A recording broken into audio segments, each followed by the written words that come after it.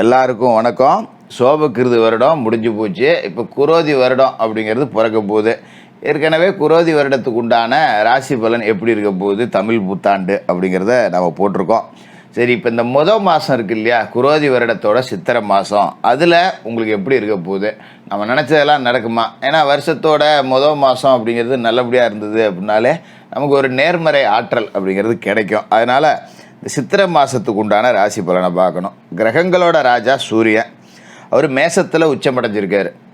எப்போவுமே சித்திரை மாதம்னா மேசத்துக்குள்ளே சூரியன் உச்சம். அதோட இந்த மாதத்தில் செவ்வாய் சனி கூட்டணி அப்படிங்கிறதும் உடையுது. கும்பத்தில் இருந்த செவ்வாய் 9ஆம் தேதி அன்னைக்கு மீனராசிக்கு போயிடுறாரு, ராகுவோட போய் இணைஞ்சிக்கிறாரு.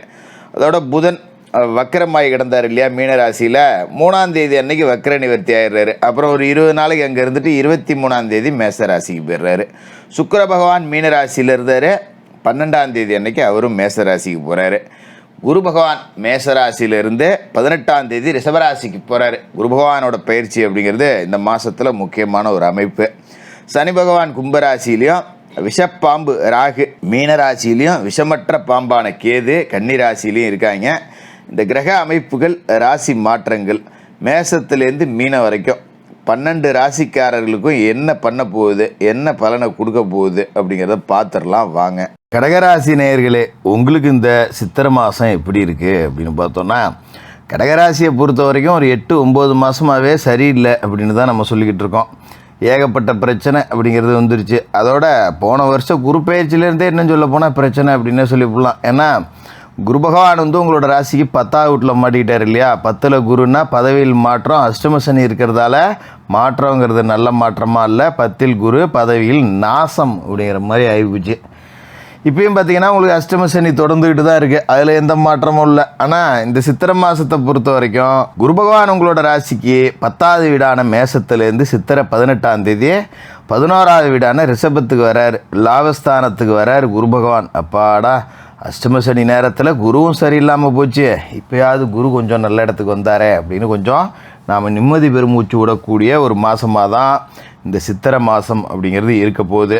அதோட 15 நாள் அப்படிங்கிறது நம்ம பெருசாக எதிர்பார்த்துட வேண்டியதில்லை, ஒரு சுமாரான அமைப்பு தான். ஏன்னா குரு பெயரணும், பயிற்சியாகி குரு லாபத்துக்கு வந்த பிறகு தான் மாற்றங்கிறது இருக்குது. அதனால் எவ்வளோ நாளை கடந்துட்டோம், ஒரு 5 நாள் தானே அப்படின்னு நாம் கொஞ்சம் அப்படியே நோவாமல் கடந்துட்டு போகிறது நல்லது.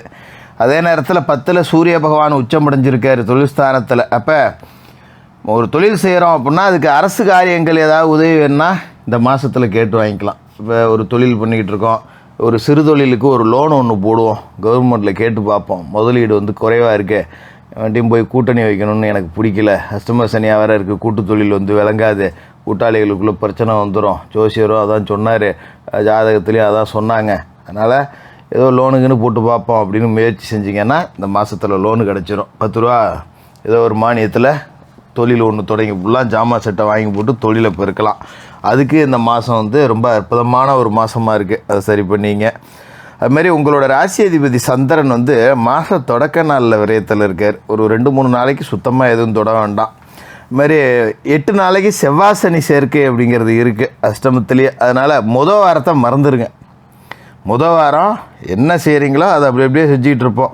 10 ரூபா நட்டமாக போனால் போயிட்டு போகுது, அதோட ஆளை விட்டுச்சே அப்படின்னு நினச்சிக்கிட்டு ஒரு வாரத்துக்கு எந்த நடவடிக்கையும் எடுக்காதீங்க. குரு பயிற்சி ஆன பிறகு அதாவது 18 தேதிக்கு மேலே நன்மைகள் இருக்கும். அப்போ 10 நாள் அப்படிங்கிறது நமக்கு ரொம்ப முக்கியம்.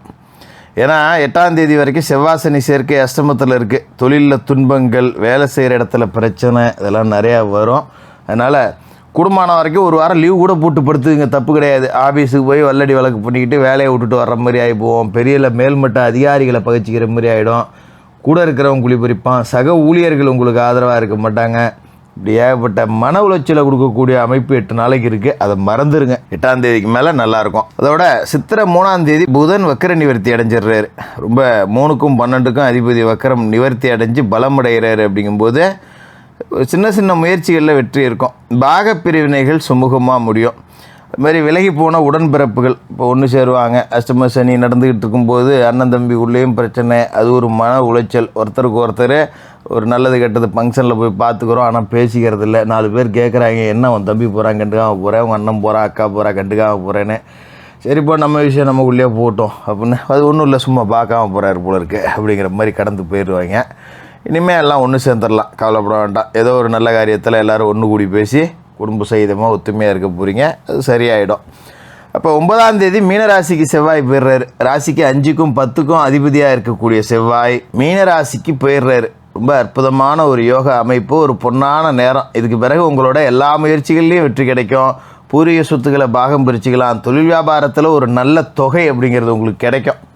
ரொம்ப நாளைக்கு பிறகு காசு பணம் கையில் புரள்றதை பார்க்க போகிறீங்க. கிட்டத்தட்ட ஒரு வருஷத்துக்கு முன்னாடி யோசித்து பார்த்தா உங்களுக்கு தெரியும்.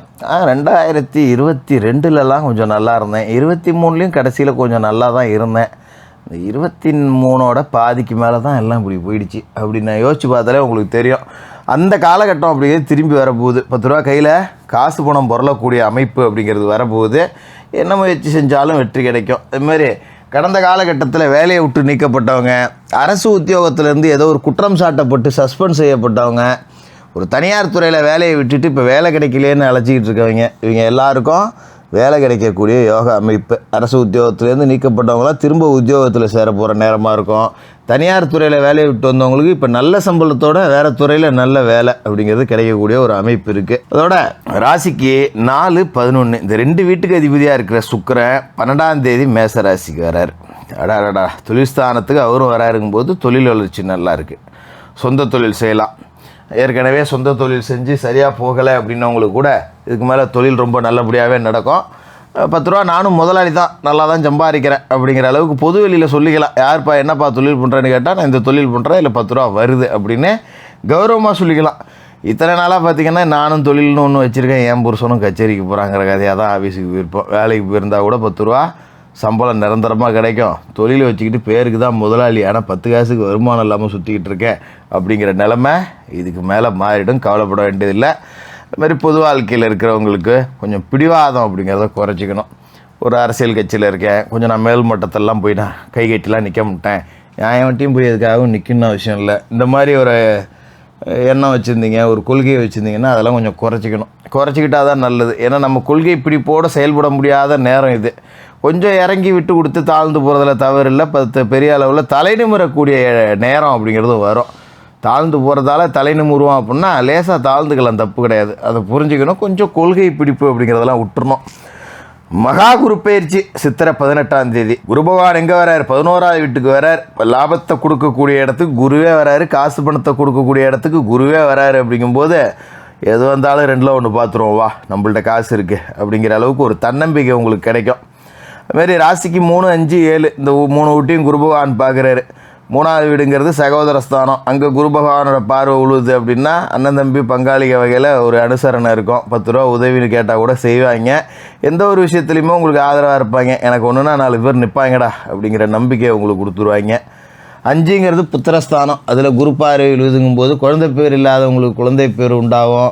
படிக்காத பிள்ளைங்க நல்லா படிக்கும், வேலைக்கு போகாத பிள்ளைங்க வேலைக்கு போவோம். பிள்ளைகளால் பெருமை அடையக்கூடிய நேரம், நல்ல வாய்ப்புகள் அவங்களுக்கு கிடைக்கும்.